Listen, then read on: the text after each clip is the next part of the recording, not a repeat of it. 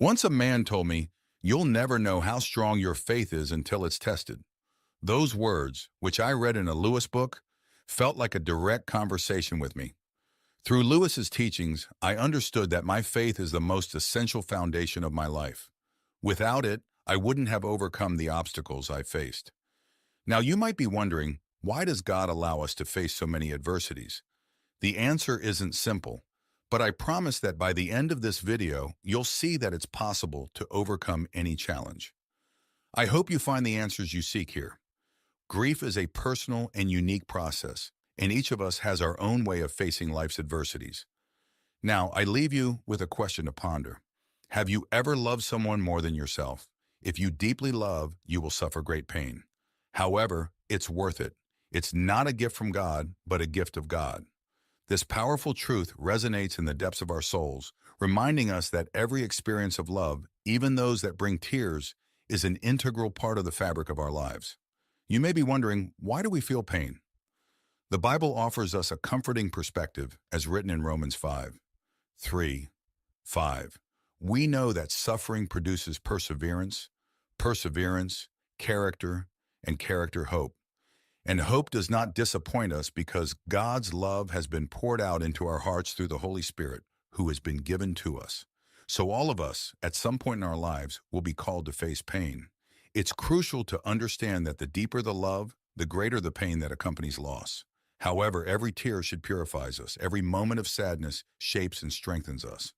We cannot stop the natural course of life, but we can choose to embrace each second with passion and gratitude, cherishing those we love while they are with us. Who among us truly knows how much time we have? All we know is that one day follows another, and each new dawn is a blank canvas, an opportunity to love more deeply, forgive more freely, and live more fully. So why not make the most of every moment with those who bring us joy? Loving and being loved is undoubtedly one of the most wonderful and transformative experiences in life.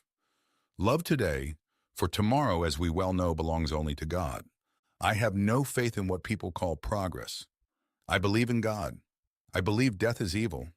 I think sickness is harmful. I find life unfair, and I think all these things will get worse, and we should be happy if we can prevent them from getting as bad as they might. These words, though they may seem bleak, reflect a reality that we all face at some point. Dealing with grief is profoundly painful. It's never easy to lose someone we've loved intensely throughout our lives. I don't judge Lewis for his words, as he speaks from a place of deep pain, having lost his wife to cancer shortly after they married. Despite time passing and the feeling of loss diminishing, the void left behind is never completely filled. Memories come and go, weaving through the days, reminding us of those we love. However, it's important to recognize that even in the darkness of grief, there are glimpses of hope and possibilities for healing. As Ecclesiastes teaches us, to everything there is a season and a time for every purpose under heaven, a time to be born and a time to die, a time to plant and a time to pluck what is planted. In this process, we learn to cherish life more deeply and the moments we share with those we hold dear. The pain of grief challenges us to find meaning and continue our journey, embracing the memories and love that remain. May we find comfort in the memories of good times past and strength in the faith that sustains us. The only way to avoid being hurt is to keep a distance. The only way to avoid pain is to give up love. It would be a pity to give up love just to avoid pain. These words resonated deeply with me when I first read them, triggering a cascade of valuable and meaningful memories. My first love, my first life partner, my friends and loved ones who truly cared for me, these are the people I hold in my heart. Whenever I allow myself to reflect on the happy moments, it's with them that I see myself. If I had chosen to avoid pain, I would have lost not only these precious memories, but also the wonderful experiences that shaped my life. Surely many of you will understand what I'm sharing. We've all lost someone important, someone we wish we could carry with us for the rest of our lives. When I recall these moments, I feel a flood of emotions. Nothing can truly compensate for the losses, but they are insignificant compared to the joy I experienced alongside my father, mother, sisters, brothers, beloved wife, and friends. I acknowledge that not everyone has a positive relationship with their families, but I believe that unintentionally, we all form bonds worth remembering. When C.S. Lewis lost his wife to cancer, he channeled his grief into writing A Grief Observed. In this book, he describes his journey through pain and despair after the loss of his beloved wife, revealing an intimate and profoundly human perspective on the nature of grief and the inevitability of pain. This work reminds us that although pain is an inescapable part of life, it carries with it the possibility of growth and emotional renewal. This quote from C.S. Lewis deeply impacted my life. The pain now is part of the happiness later. That's the deal. You can't have one without the other. I think you'd be entitled to have them back and to believe that you ought to keep something forever. But you can't. All you can do is love what you have while you have it. Love fully. Let it go fully when it is time. Let go. Cry. Learn from it. This perspective transformed my approach to grief, illuminating the idea that those we love may have already fulfilled their role on earth. Though the pain remains in our hearts, there is comfort in knowing that those we love are free from suffering and await us in a serene and peaceful place, where each other's presence is all we need. This view offers relief, a consolation that separation is only temporary, and that the connection we have transcends the barriers of earthly life. I invite you to share your experiences and feelings in the comments below. Free your emotions, allow yourself to reflect, and even find some peace in the words shared here. God did not promise us a life without problems, but enough strength to face them. God, in his infinite wisdom, believes so strongly in his creation that he gave us pain not only as a burden, but as a means to test our resilience and promote our spiritual and personal growth. The journey of life is marked by countless challenges, and it is the ability to stand tall day after day that defines the true strength of an individual. This resilience is not only a divine gift, but also a testament to the strength that emanates from within us. Of course, our faith in God is a pillar that sustains us, as it reminds us that on his path we will find salvation and purpose. Living a long life requires considerable spiritual and emotional fortitude. The struggle against depression and other mental challenges are examples of the complexity of this journey.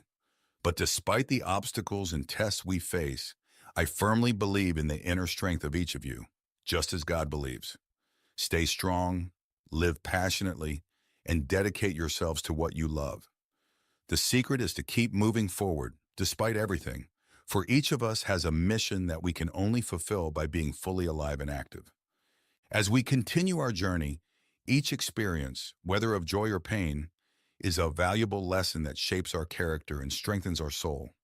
With each step, we draw closer to that version of ourselves that God dreamed of when he created us. Therefore, even in the most challenging moments, remember that you are not alone, and each challenge is an opportunity to grow and reaffirm our faith. Pain is inevitable. Suffering is optional. Choose inner peace. I deeply believe in this statement, just as I believe in God. Inner peace is an extremely rewarding achievement, and there will come a time when you will feel unshakable. When we accept that many of life's circumstances are beyond our control, we can walk more tranquilly. Understanding this truth alleviates the mental burden that often weighs us down, allowing us to live more fully and satisfactorily. No one has control over all the actions of living beings, nor over natural phenomena or the diseases that afflict the world. Everything has a reason for being, and we should not despair over what is beyond our reach. The only thing that is under our control is how we take care of ourselves. Practicing good habits, such as physical exercise, reading, and cultivating positive friendships, are essential steps. It's never too late to start seeking your inner peace. However, achieving this peace does not mean forgetting past pains, but learning from them and moving forward.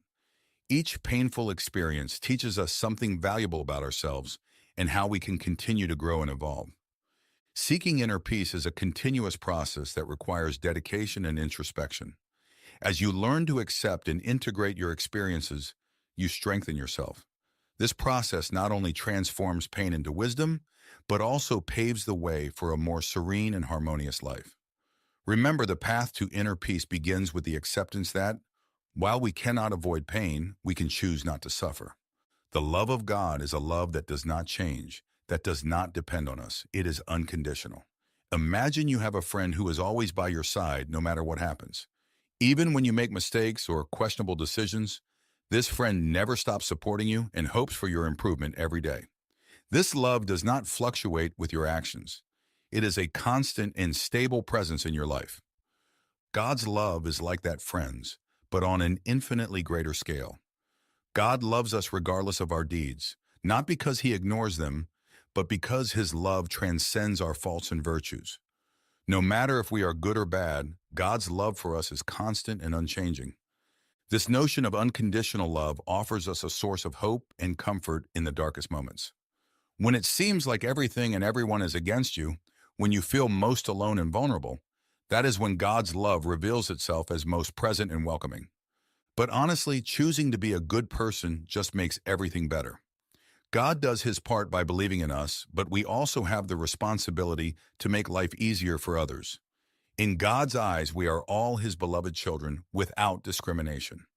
If we embrace this idea of love and equality, we could make the world a better place, easier to live in and face its adversities. It has been an immense pleasure to share these reflections with you. Organizing these ideas and phrases that have helped me so much in my personal journey has brought me great satisfaction. I hope I have offered something that can help you too. Until the next video, and if you liked what you saw, share it with someone who needs this message.